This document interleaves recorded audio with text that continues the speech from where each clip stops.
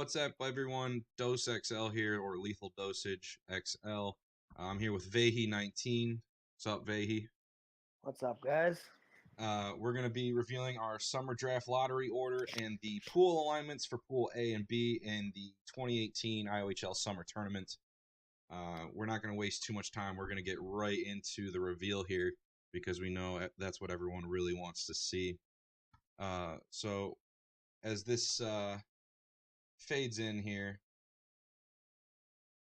we're going to go from the 14th pick all the way through until the first, and the last two picks, or rather the first two picks will be revealed simultaneously. So that way it's, I always feel like it's cheesy when it's like they reveal the second pick and they don't announce the first pick, but everyone knows already. I don't know why. I see it on TV all the time and I feel like it's cheesy. So, I get what you're saying. yeah. So we're going to go ahead and do it that way, and we're going to crack right into this. So with the last pick in the first round, or the 14th pick, it looks like the French are going to have the 14th pick. I believe the owner for that squad is Luke's NHL Stuff, young guy, first-year owner in the league. So he'll have back-to-back picks. That's pretty interesting for him. I'm interested to see how he uses uses his back-to-back picks there. Our 13th pick is going to be the Finnish. Pack into Greens, I believe, is the owner there.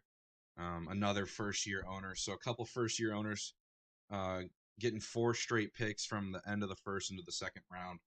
I think that'll be a very interesting process to watch, see which direction they go. With the 12th pick, it's going to be the Swedes, owned by Mr. Binks and GM and Angry Fawn. Our first... That sets them up perfectly. Yeah, that does set them up perfectly. The first veteran ownership group to get pulled onto the board. I know they've been making jokes about getting the first pick in the owners chat and stuff like that, but I honestly think this would suit them more, and they won't be too upset about this selection. Yeah, because what is it? They get a pick, wait 4 picks, and get another pick, or 3 picks. Whatever. Yeah, their second pick's only 6 picks apart, as this is a snake draft. Let's go ahead and move on to the 11th pick. The 11th pick belongs to the Czech Republic. Steel City fan, a returning owner. He didn't quite get a full season in owning 2 seasons ago. He hopped on board a sinking ship that was the Ottawa Senators, and he's looking to redeem himself this summer tournament. I'm interested to see how he does with a drafted team of his own management, and just kind of see if he can clear his name of, the issues he had 2 seasons ago, and even the little bit that some of the staff knows about last season. So best of luck to him. I think the 11th pick will fit him real well there for what he needs to do to prove himself. Yeah, I think this is a great way to prove anything for new owners, such as France, Finland, Czech, all these teams. It's definitely, this is what you do it. Absolutely. 4-week season. And like you mentioned, it's perfect 4-week season. So worst case scenario, it's a month and you're out, and you get your feet wet in owning, see if it's for you or see if management's for you before we go into our big season as NHL 19 comes out in September. But moving right along, the 10th pick belongs to the Germans, owned by Holy Rebel Kid. Blaine 710's on there. Local Fox Racing, I believe, is the GM. And Manley is captain of that squad, I believe. Another interesting play. Holy Rebel Kid, maybe not as well known in IOHL, but he's been around for a little while. He loves the league, and this is his first year owning, but he did do a lot of behind-the-scenes stuff with Detroit last season. So I think that's a good pick location for him to get his first season under his belt. Yeah, no, he's a good kid, good player. Yeah, definitely. Put together. Pretty good team. Definitely someone that'll compete. Let's see. Let's move on to the 9th pick. And it will be the Norwegians. So another first-year owner in IOHL, the Real Regent. I believe he might have owned in some other leagues outside of IOHL, but he's brand new to IOHL this season. I don't know too much about his staff, as I believe at the time of the recording he doesn't quite have all of his management listed yet. Yeah, no, he has an Um, AGM and that's it. I know he's waiting on uh, one of his buddies to just sign up on the website, and then the other one he was in talks with uh, just an hour or so ago. So he just hasn't posted it yet. But I think um, I'm interested to see how he gets along because I don't know too much about the real region. So ninth pick is nice middle ground for him. And the Polish with the eighth pick, Cardona, uh, dead center of this draft. So he has to wait to the eighth pick, and then he'll have 7 picks before him. Or I'm sorry, correction. He'll have uh 14 picks before him, but he's right in the middle there. So uh, he'll be very pleased with that. He's already got a solid roster with his management. Um, Definitely a team I think that could contend. The 7th pick goes to the Russians, and that is owned by Slice and Dice, with Kidney Bean and oh, forgive me, I know his other management. I'm just blanking on it right now. It's Um, Hound Junior 91 and Jeff BDR 31. yes, Hounds. Hounds is a good player.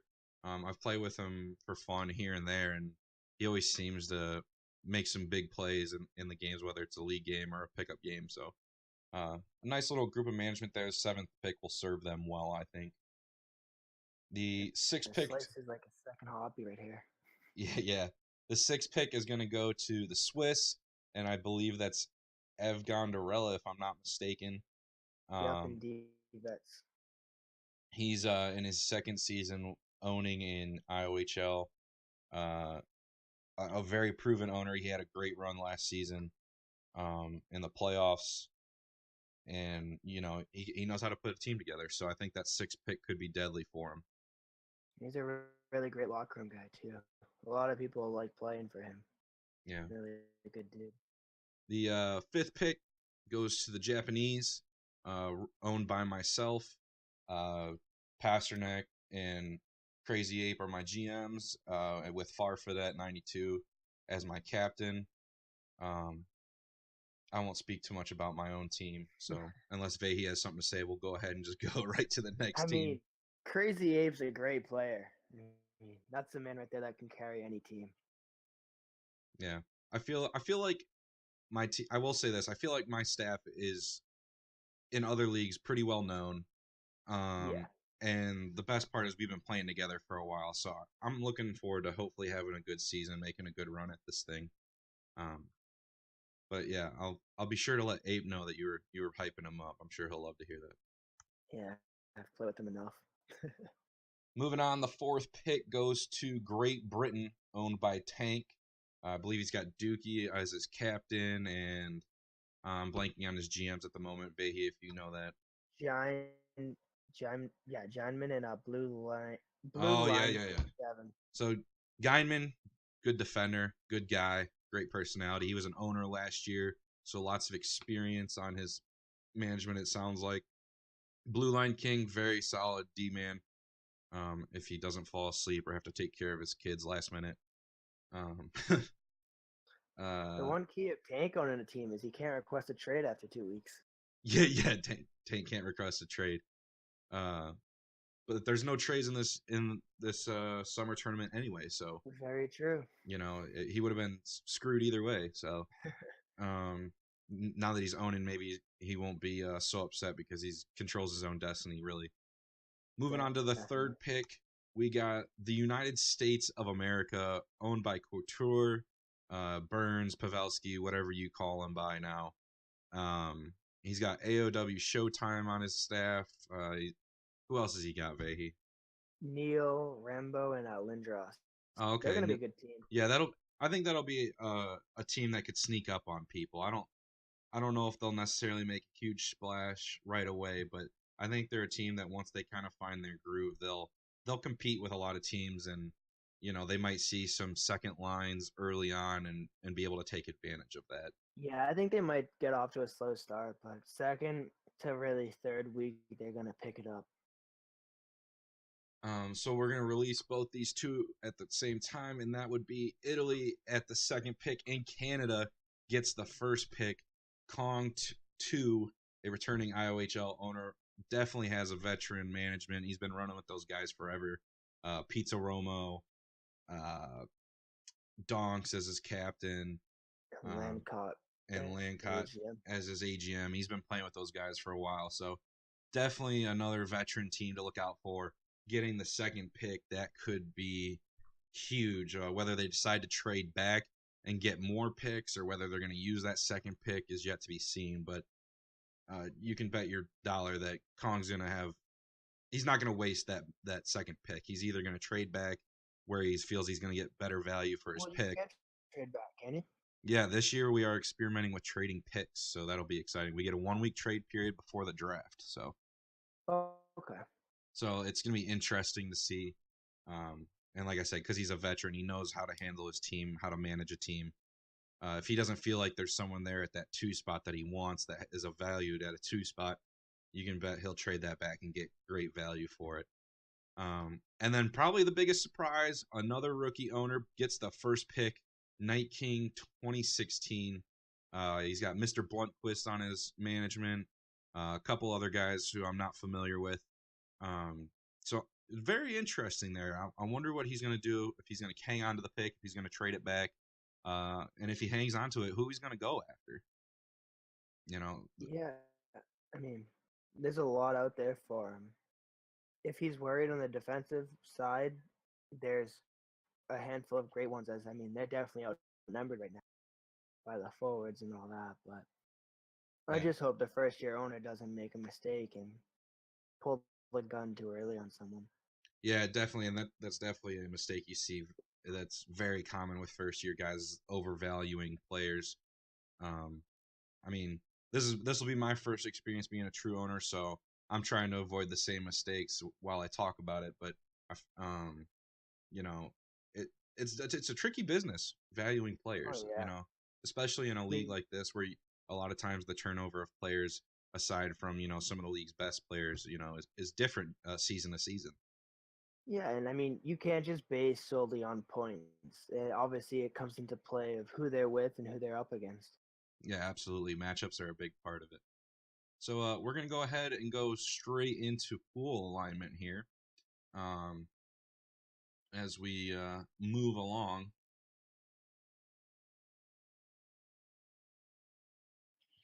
we're gonna go ahead and use these same columns for pool A and B. We're gonna reveal them: the first team in pool A, first team in pool B, second team pool A, second team pool B, etc. Um, as we go along, Vehi, feel free to interrupt me if you see something that you notice or catches your eye as interesting. All Um, right. but the first team in Pool A will be the Canadians. Night King, we were just talking about, he gets the first pick in the draft. He's also the first pull into the pool alignment. He likes Um, that number one spot. yeah, he likes that number 1 spot. We'll see if he's able to maintain that throughout the season. The first team in Pool B will be the Norwegians. The real regent, we said he was the one team we weren't sure or knew a whole lot about, as he was a new owner and also didn't have his management full at the time of this recording this video. Um, so definitely interesting. Obviously, a lot of this depends on who they get paired up with. Uh, Pool A's second team will be France. We talked about Luke NHL being a first-year owner, being a young guy with back-to-back picks to end and start the first and second round. So we got either end of the draft of the first round in Pool A already. First pick and second pick, or in the last pick. So both owners will be doing back-to-back picks at some point in the draft. I think that could be very interesting. Uh, Yeah, I mean, it's gonna look.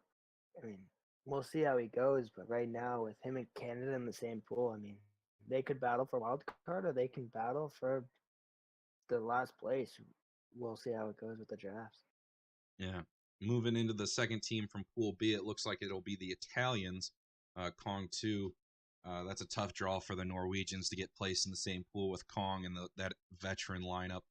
Um, and that's even before the draft. So hopefully Regent can pull some studs in the draft and be competitive, as we know Kong's going to be tough to beat. Moving into the third team in Pool A, it'll be Great Britain with Tank. So Tank joins the 2 first-year owners in Pool A. with that poll, you got to say out of those three, Tank's team's probably got to be the favorite thus far, just at first glance. Um, just with the experience, he's been around league play since at least 2012 when he founded IOHL, and who knows before that. Um, third team in Pool B will be the Finnish with Packing to Greens. Again, another first-year owner in IOHL that I don't know a whole lot about. So we got in either pool right now 2 first-year owners and 1 veteran owner. So it's looking pretty even right now. Pool A's 4th team will be Poland with Cardona and the rest of his management squad. We'll see the management roster a little bit later, but Cardona's team definitely, at least from a management perspective, looks like a team that could contend. Getting put in the same pool with Tank, that's kind of a tough draw, but Tank or Kong, either way, it's tough. Moving to Pool B, again, 4th draw will be Sweden. Ooh, that's interesting. You get Mr. Binks and Angry Fawn in Sweden that go up against Kong 4 times this season. Those guys always seem to end up in the same bracket or conference or pool or whatever it may be, and I think that'll be definitely a matchup to watch in Pool B. Isn't Kong Italy? Oh wait, yeah, never mind. Yeah, Okay. Kong's Italy. Yeah. Kong's Italy. I Binks and yeah. Fawn are Sweden. So, but they're Yeah. both in Pool B. So, they'll get to play each other 4 times this season. For those who don't know, you play everybody in your own pool 4 times, and you play everybody in the other pool once. Moving forward, the United States get pulled into the 5th spot in Pool A. So they're joining Cardona, Tank, Luke, Knight, and the U.S. is owned by Couture. That's the team that we said maybe you could watch out if they got a solid pull. They got pulled into what seems to be a tough pool so far between Tank and Cardona. Very evenly matched pool. I think this selection just makes it even more evenly battled in Pool A. Moving into Pool B again, Germany gets selected as the 5th team. Holy Rebel Kid, we said, good locker room guy. People like playing for him. Good guy in general. Solid player. He's got some intermittent veterans on his management. Gets pulled into a favorable pool. I think that they have a chance to maybe try and steal a 3rd place, maybe 2nd place finish in that pool as it stands at the moment. What do you think about that pool? I don't know. I really just kind of think the veterans are going to take over. I feel bad saying it against these new owners. I don't want to ruin their confidence, but I mean, you guys got a battle. And you have a lot to go up against right now. You see all these veteran owners. And I mean, they're split up very well to where there's a handful, I think 2, 3 veterans, like really good veteran teams going into each pool. And it's just going to be tough overall. Yeah. All right. So the 6th team into Pool A is Japan. Again, I think since this is my team, I won't speak too highly about my team, but I think that this definitely thickens the plot for Pool A, making it a very tough pool. You got Tank, Cardona, the potential sleepers of the U.S., and then Japan with myself, Pasta, Crazy Ape, Farfadet. Definitely could be a tough challenge, tough 4 weeks for any one of those squads, and having 4 good teams like that in the same pool, only 3 of them are guaranteed, right? Top 3 in each pool advance, best 2 of the rest. So, who knows if they beat up on each other? It could spell trouble and an early exit for one of those teams. Moving back to Pool B, the 6th team to get pulled is the Swiss Ev Gondorella. He is in Pool B with Angry Fawn Binks and Kong. I think that's a solid pull. Yeah, I think that's a tough one. I think right now that just looking at it, knowing the past couple seasons, that puts them in one of the top 3 in Pool B, in my opinion. Yeah, I personally think, I mean, in my eyes, I see the top 3 already. Granted, I don't know the exact order. I mean, that's something that's going to be decided for itself. but I kind of feel like Sweden, definitely Switzerland, and maybe Italy battling the top three. Yeah, absolutely. And then Hopefully, I'm proved wrong. yeah, We'll you see. never know. One of these first year guys could shock us. Again, it's first year guys are tough to read sometimes because you just don't know, what their experience level is going to be like, if they're going to overjudge players in the draft, and especially with there being no trades this summer, it could make it really tough and definitely really interesting. Definitely. We're going to draw the last two teams here. I believe we got Russia and the Czech Republic left, so let's see where Yep. those two end up. It looks like Russia is going to be in Pool A and Czech will be in Pool B. So you get another veteran team in Pool A with Slice and Dice, who's always able to get his team into the playoffs, it seems. Kidney, who's obviously a league veteran, one of the co-founders or CEOs. Hounds Jr., obviously a good player.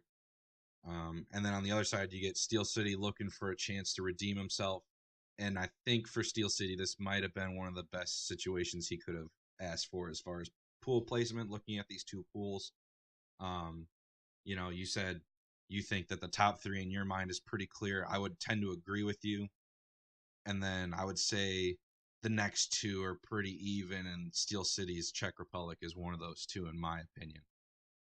I mean, for me right now with Pool A, I love Slice. I've played with him for a long time back when you guys did custom teams in IOHL for the summer tournaments.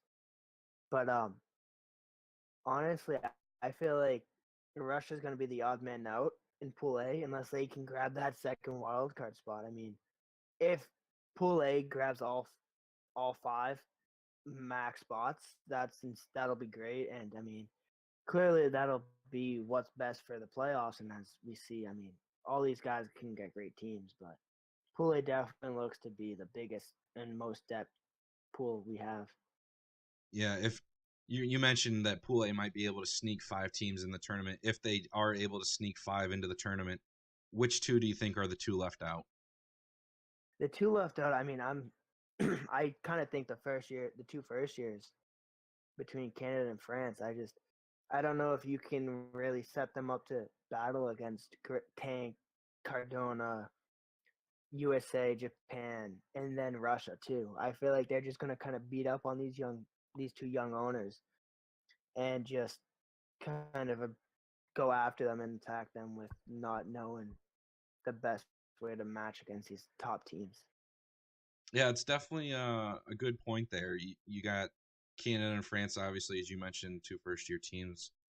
But at the same time, you don't know what kind of players that they've gotten to sign up. If they're players from other leagues that maybe a lot of the guys from IOHL haven't dipped into yet. What kind of talent they bring is yet to be determined. So they could be a surprise, but so you're saying the first two teams, or the two first year teams rather, are the teams that would be left out if five were from Pool A. I Yeah, will. I'll ask you the same question about Pool B. If there were going to be five teams from Pool B and two get left out, what's your guess there? I mean, I definitely see Italy, Sweden, and Switzerland making it. I mean, and then from there on out, Switzerland, I'd probably see getting the fourth seed out of them. And I mean, maybe Finland, but that's again, they have what is it? I think four of their eight teams are first year or second year owners. I mean, maybe Yeah, yeah. I believe there's four first year owners. Um, we'll count Steel City as a first year owner because he only owned for a couple weeks a yeah, few seasons ago. Holy Rebel kid from Germany, hasn't actually owned an IOHL to my knowledge, but he's definitely helped management out in the past, so he should know what he's doing by now. But he's still technically that first year owner. Finland and Norway, obviously, first year owners in the league. Um, so I think I'm kind of with you on that one. I think I see Italy, Sweden, and Switzerland in any order, taking those top three qualifier positions, and then those remaining four, duking it out to try to grab a wild card spot. Yeah, I mean, only time will tell. Only the draft will tell. But I mean, you can't just go in and say, "Oh, they drafted a great team." I mean, these guys, there's divas in the league. They're hidden gems, but there's easily definitely divas, and may, they might not want to play. We might see early retirements, no shows, but only time will tell. Yeah, and I know they were experimenting with this no trade policy, given that it was only a 4 week period of time. Um, I think the no trade isn't too ridiculous. I know a lot of people will disagree with me, but at the same time, what better way to find out what restricting trade options does to a league than to go to the extreme? So we'll see how that plays in a factor, especially with what seems to be a smaller defensive draft pool this year. Obviously, there's a week of signups left to go, and maybe it'll bolster in that time, but um, it definitely adds a twist to it. One thing I want to kind of look at here is, now that we got these pools announced, is I want to go ahead and look at uh, pool alignment versus draft pick order.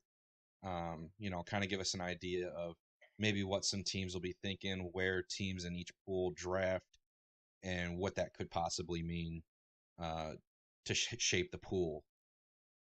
So we're going to go ahead and open that up. And as the graphics shows up here, you can see Pool A actually looks like it's got quite a few teams on the front half of the draft in the first round. It looks like only 2 teams are in the bottom 7, which means obviously Pool B is the polar opposite. Only 2 teams in the first 7 of the first round.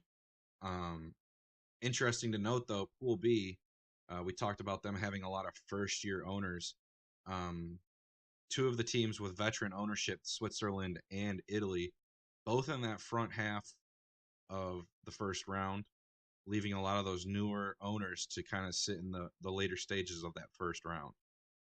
Yeah, and I mean, they got to be planned, hopefully, to see if you have someone on your board and they get taken before you draft them. Don't panic. Just always have a backup plan, I'd say.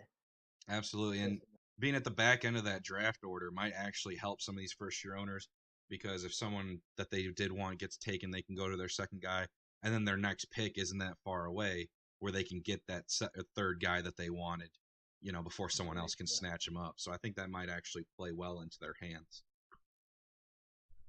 Is Yeah. there is there any other trends in this graphic that we can pick apart here? I think just noticing the front end, back end, and the different pools was the one major trend. But do we see any other hidden trends here? I mean, Pool A, like we said, they have the 5 teams. I think that could walk right into the playoffs. And I mean, with them having the early picks, we might see them lose some of their guys that they want with having to wait so long in between.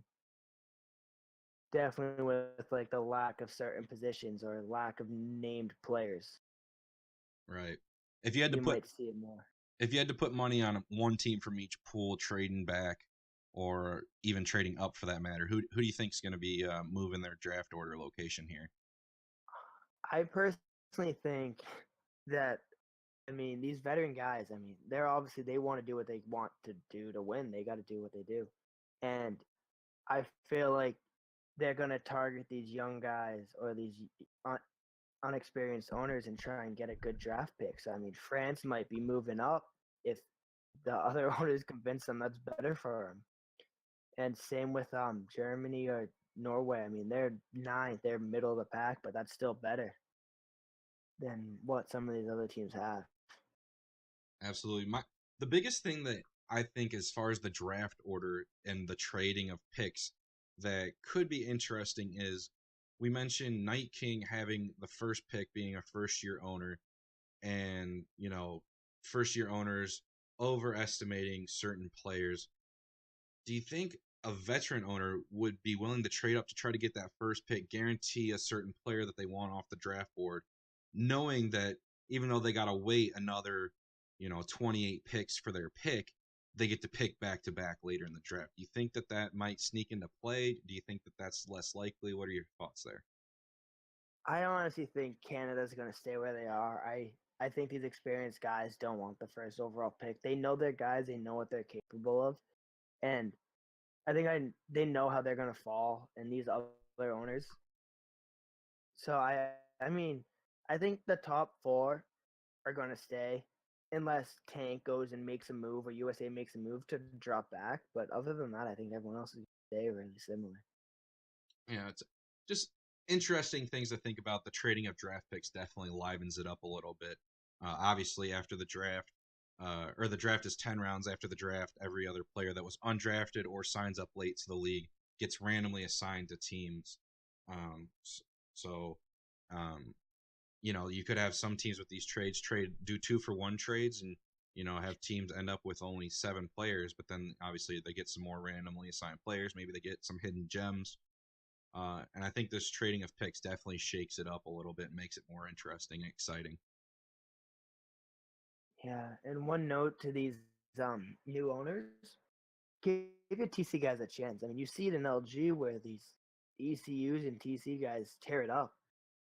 You just trust your gut, but obviously give them a look. Don't overlook them being TC or not drafted. That doesn't mean anything. Yeah, absolutely. That's a very good point. All right, so we're looking at our management here real quick. Obviously, we talked a lot about who was on management. Switzerland, we mentioned Evgondarella, didn't mention Divets and Jude Lapolsky, and Sandos Sparks, obviously very experienced. Sweden, we kept talking about Binks and Fawn, and we didn't bring up Jobu or Puggarino. Puggarino, obviously a legend in IOHL, um, further bolstering that Sweden management roster. Um, I think for the most part, we covered just about everybody else's management, other than maybe Cardona's. We just kept talking about Cardona. Barrett 50 cal, another veteran guy in the league, was an owner last season. Um, Chicago Lights, I've definitely heard of, so that's a solid core of management there. I think we pretty much got everybody else, so I just wanted to look in here, give the shout outs to the guys that we didn't talk about, make sure that they got their due. Moving to the draft board here. Uh, who do you see on this draft board that kind of stands out as maybe a potential number one overall pick? I mean, obviously these guys have this position picked, and just kind of looking around. I mean, there's a few names like Sizzle. He's a great player. I don't want to give away any list or like say a name that someone wants to fall through, but like King Presley, he's a good player. Eddie, he's a veteran. He's a great guy. And the man Roach, I think he's gonna be a gem this season. He's gonna be one of those guys that steals everyone's eye. Okay, okay. Most of And, those and guys that's only were, left wingers. yeah, I There's was a lot saying, of other guys. yeah, go ahead and go through the other positions, pick out a couple names that stand out to you there. I mean, So let's go, we'll just with go the in the center, next order. We'll go to center. all right. I mean, centers. There's honestly, I don't really know any of these people. I mean, there's me, but hey, I don't want to brag. No, I'm kidding. Um, yeah, There's no. I me. mean, Yeah, I mean, I don't really know any of these centers, honestly. I know Crosby fans somewhat. He's inconsistent, but he's a good guy. He's a great chemistry locker room guy. But other than that, I mean, AT-43, he's a veteran. Killzone's he's a stud. If you want face-off wins, that's your guy, hands down. interesting. All right, let's move up. Let's move to right wing. Who do you see in there that you know? This is obviously Linux, our deepest category here. yeah, Linux, Volcom, um, Noble. He's kind of on the other side. I've played with him a few times, but not often. Pure talent, legend.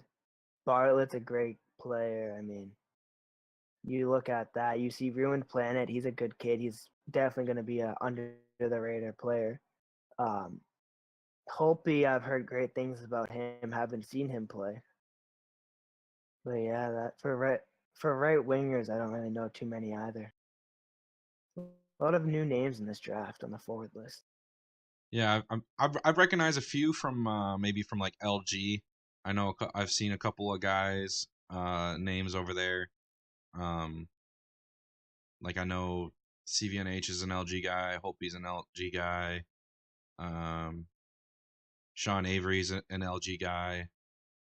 Um, so Bire is a LG guy. Obviously, we know Pure Talent plays LG. He's also been in IOHL for a little while. Um, So it looks like the right wing category is actually pretty deep this season. Um, let's go ahead and move to left D. Anybody you see there stand out that's still available and not on management? It looks like we got a decent number of Um, left D, but then you take out all the management and half of them are gone. Petrie's a good guy. Knucklehead, he's well known to an extent. He wants to play, which is great, and that's something you got to look at. Um, Blackfire, he owned an LG. I mean, he put together a good squad that scared some people in the playoffs. I think he's capable of being a good defenseman in this league. Definitely Big Wet May. He's known. Flames is honestly probably the best defenseman on this draft board in my eyes. Okay. Um, with the right defenseman, I mean, Miss Ovechkin, she's a good. I thought she played forward, but I mean, I might be wrong. Darky's a good guy. Um, Poppy's a good one. And there's a guy who I know personally because he asked me what the link was. Para, I can't remember his gamer tag, but he's a good defenseman. He's a French-speaking guy, but he's good if he signs up. I thought he did. Yeah, as you can see here, it says we got 181 signups. I know the forum says that there's close to 200, so it hasn't quite been updated just yet. So obviously we're probably about a couple days behind on the update at the list as we're looking at it now. But yeah, as you mentioned, there doesn't seem to be a whole lot of defensive players in the draft this year, but there are a lot of solid defensive players in there and names that we recognize. And then Yeah. looking at goaltenders here, anybody that stands out, I know like uh, Hope Cholo, Profits, Trump, Beast and Shots, all guys that are veterans in this league. Spent a couple seasons. Anybody jump out at you? Frisky Uh, Beaver's down there. Frisky's he's a legend, but I mean, if you want to take a chance on him, go ahead. He's hot and cold, but he's a good guy. Kuzi, he's a I think he's gonna be, depending where he goes and who's around him, that man can win you a medal out of a goaltending spot. It as good as any of these veterans can. Um, King of the 412, he's a good player. Um, the 1-8 TY7, I think, is 187. oh yeah, that makes more sense. Um, he's a good goalie. C Dub, he's been around for a while. I'm pretty sure. Him and Yeah, Chitalo used to back up each other, and they're a great combination. yeah. I've played with C Dub. He's really on if he's got a good D pair in front of him, and if he's off, it's you struggle a little bit. But if you can get him some goals, he keeps you in games. So, he's a solid pick to stick between the pipes. But any any other names in here that maybe we forgot to mention that Poppy playing defense. yeah, Poppy playing defense, definitely an interesting thing there. I don't know what his thought process is signing up for defense, if he just wants to try something new because he's been killing it at forward for the last handful of seasons. Or maybe he's just trying to help the league get some defensemen. That could be too. He saw the lack of defensive signups, decided to give himself a go at defense. I don't know. We'll see. I think this draft's going to be very interesting. To be fair. So one thing I had a question about: are forwards who have a secondary position defense able to play defense? No. So the hybrid All right, position lock this that's season what I thought. is grouped into positions of three. So your left wing, center, and right wings can all play left wing, center, and right wings. Um, and then your left defense, right defense, and goalie can all play goalie, right defense, and left D. So it's grouped All into right, into positions of three. you know So I like that. That's a good way to look at it. so I and think.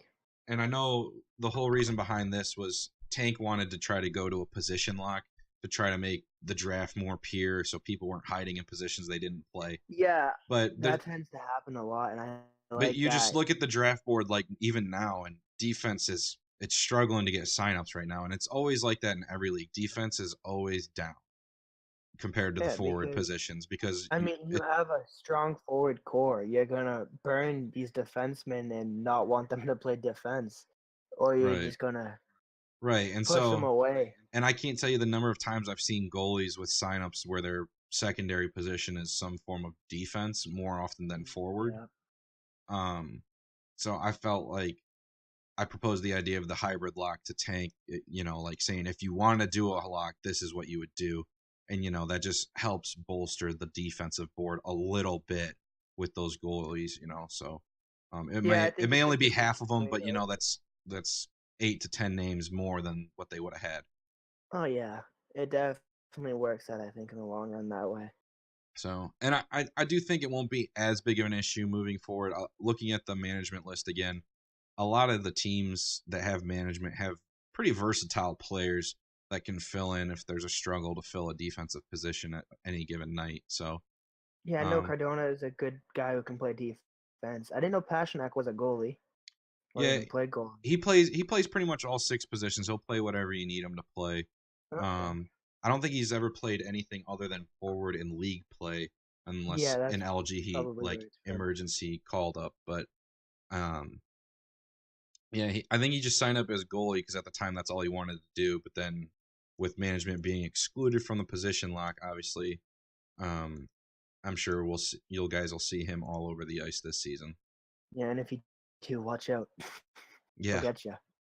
So, um, aside from that, I think we're pretty much set on the draft show. I really don't have a whole lot more for anybody else. I don't know if you had anything else you wanted to add. I mean, just have fun and best of luck to everyone. Yeah, definitely. I'm I know I'm anxious to see we're a week and a day removed from having our draft. The next week will be interesting. We'll try to keep everybody up to date with pick orders and stuff like that. Obviously, it's going to be interesting. So uh, be sure to check out MSO. The schedule for the season will be released and up on MSO here. If not tonight, definitely on Monday, tomorrow, the 21st. I already created the whole schedule and stuff like that. At the end of this video, right here at the end, if you're still watching, appreciate it. We will be adding in the video clips of me typing in the teams to be drafted in the lotto ball pick, and then the website doing the randomization to draft the order, and then also the random list for the pool selection, and everyone will see how we did that. Just a quick note: if you're watching the pool selection, I was an idiot and did type Kazakhstan instead of Japan. So if you see Kazakhstan in there, that is Japan. But otherwise, guys, thanks for tuning in. Be sure to catch us on an IOHL podcast. We'll be firing up Sundays. Vehi, you said what time? Like 4 to 6. You're thinking, right? Yeah, like a 5 to 7 ish. Give it some time before LG play. Our season starts up June 3rd, so I mean, definitely want to be able to get everyone a chance to watch it. And uh, we'll be figuring out what platform we'll be streaming. We'll announce it on the site later once we come to a final decision on whether we're going to stream YouTube, Twitch, Mixer, something like that. And you said you want to try to do it weekly, bi-weekly at the worst. Is that correct? Yeah, and it'll probably be mostly on Sundays, if anything. That way, we get the whole last week to look at and can preview the week before coming up. Definitely.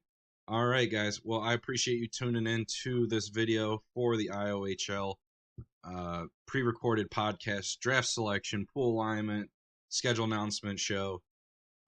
Stay tuned. And until next time, I'm Dos XL with Vehi. Thanks for tuning in, everybody. Have a good one, boys, and best of luck.